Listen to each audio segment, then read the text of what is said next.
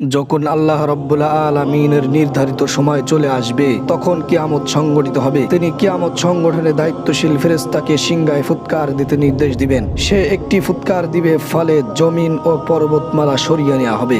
এক আঘাতে সব চূর্ণ বিচূর্ণ হয়ে যাবে আর আকাশ বিদীর্ণ হয়ে যাবে। গ্রহ নক্ষত্র খসে পড়বে, আলো চলে যাবে, সমুদ্রগুলো উত্তাল হয়ে যাবে, দুষ্ট মানুষগুলো তখন মরে যাবে। কিয়ামত তখন কায়েম হবে। কিয়ামত যখন কায়েম হবে তখন পৃথিবীতে শুধু খারাপ মানুষের বসবাস থাকবে। আল্লাহ রাব্বুল আলামিন কুরআনুল কারীমের মধ্যে বলেন, ইয়া আইয়ুহান নাসুত্তাকু রাব্বাকুম ইন্না জালজালাতাস সাআতি শাইউন আযীম ইয়াওমা তারাউনাহা তাযহালু কুল্লু মুরদিআতিন আম্মা আরদাআত ওয়া তাদউ কুল্লু যাতি হামলিন হামলাহা ওয়া তারান নাসু সুকারা ওয়া মা হুম বিসুকারা ওয়ালাকিন্না আযাবাল্লাহি শাদীদ। হে মানুষ, তোমরা তোমাদের রবকে ভয় করো। নিশ্চয়ই কিয়ামত প্রকম্পন এবং ভয়ঙ্কর ব্যাপার। যেদিন তোমরা তা দেখবে সেদিন প্রত্যেক স্তন্য দানকারিণী আপন দুগ্ধ পোষ্য শিশুকে ভুলে যাবে এবং প্রত্যেক গর্ভধারিণী মা তার গর্ভপাত করে ফেলবে। তুমি দেখবে মানুষকে মাতাল সাদৃশ্য, অথচ তারা মাতাল নয়। তবে আল্লাহ তাআলার আযাবই সবচেয়ে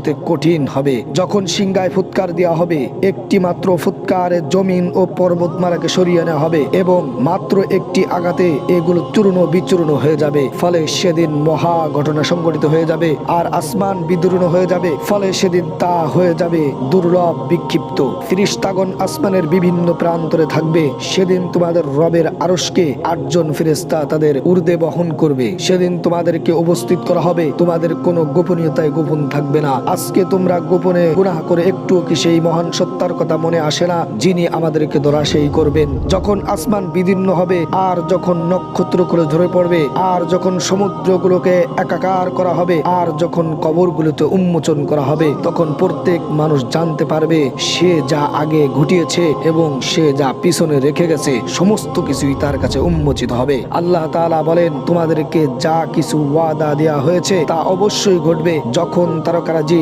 আলোহীন হয়ে যাবে, আকাশ বিদীর্ণ হবে আর যখন পাহাড়গুলি চূর্ণ বিচূর্ণ হয়ে যাবে আর যখন রাসূলদেরকে নির্ধারিত সময়ে উপস্থিত করা হবে বিচার দিনের জন্য, মিথ্যারোপকারীদের জন্য সেদিন দুর্ভাগ্য হবে। আর সেদিন আমি পাহাড়কে চলমান করব এবং তুমি জমিনকে দেখতে পাবে দৃশ্যমান। আর আমি তাদেরকে একত্র করব, অথবা তাদের কাউকে ছাড়বো না। আর তাদেরকে তোমার রবের সামনে উপস্থিত করা হবে কাতারবদ্ধভাবে। আল্লাহ তাআলা বলেন, তোমরা আমার কাছে এসেছো তেমনি ভাবে যেমনি ভাবে আমি তোমাদেরকে প্রথমবার সৃষ্টি করেছিলাম, বরং তোমরা তো ভেবেছিলে আমি তোমাদের জন্য কোনো প্রতিশ্রুত মুহূর্ত রাখিনি। আমলনামা যখন প্রকাশ করা হবে তখন তুমি অপরাধীদেরকে ভীতু দেখতে পাবে। তারা বলবে, হায় আমাদের ধ্বংস, এ কেমন আমলনামা, ছোট বড় কিছুই ছাড়ে নাই। তোমার রব কারো উপর জুলুম করবে না। হাদিস শরীফে এসেছে, আব্দুল্লাহ ইবনে আমর ইবনে আস রাদিয়াল্লাহু তাআলা থেকে বর্ণিত, তিনি বলেন, রাসূল সাল্লাল্লাহু আলাইহি ওয়াসাল্লাম ইরশাদ করেছেন, আমার উম্মতের মধ্যে দাজ্জালের আবির্ভাব হবে। সে 40, আমি জানি না 40 দিবস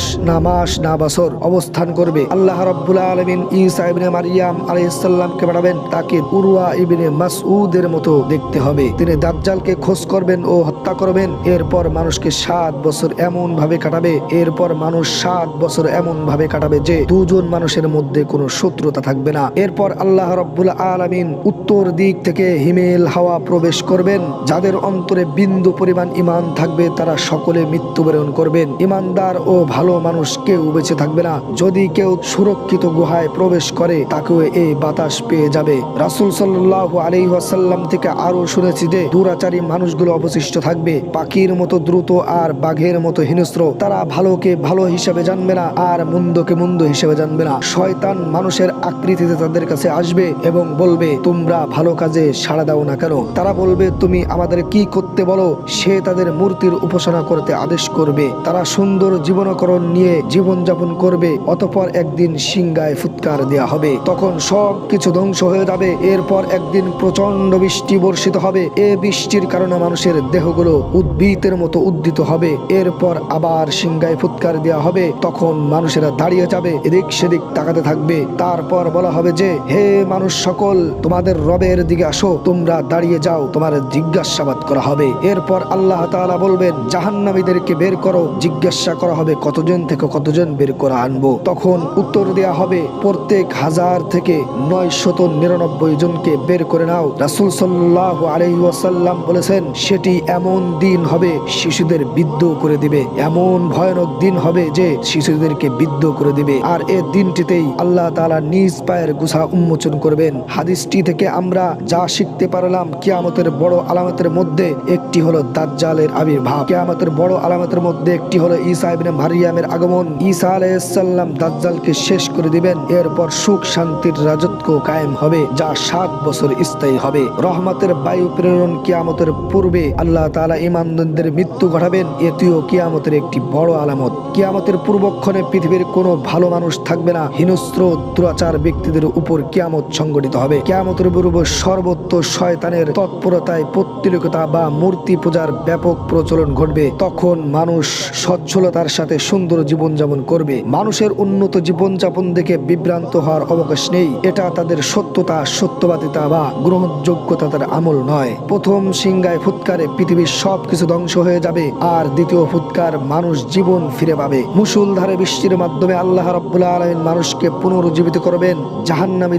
জাহান্নামীদের সংখ্যা অনেক বেশি হয়ে যাবে। জাহান্নামীদের সংখ্যা অনেক বেশি হবে। প্রতি 1000 মানুষে একজন বাদে সকলেই জাহান্নামে যাবে। আল্লাহ রাব্বুল আলামিন কিয়ামতের পর সেদিন পায়ের গোছা উন্মুক্ত করা হবে আর তাদেরকে সিজদা করার জন্য আহ্বান করা হবে, কিন্তু তারা সক্ষম হবে না। আল্লাহ রাব্বুল আলামিনের পা রয়েছে, তবে তা মহান সত্তার জন্য যেমন উপযোগী তেমনি মানুষের দেহের কিছুই অবশিষ্ট থাকবে না, থাকবে শুধু মেরুদণ্ডের একটি হাড্ডি। এটি দিয়েই কিয়ামতের দিন সৃষ্টি জীবকে আবার তৈরি করা হবে।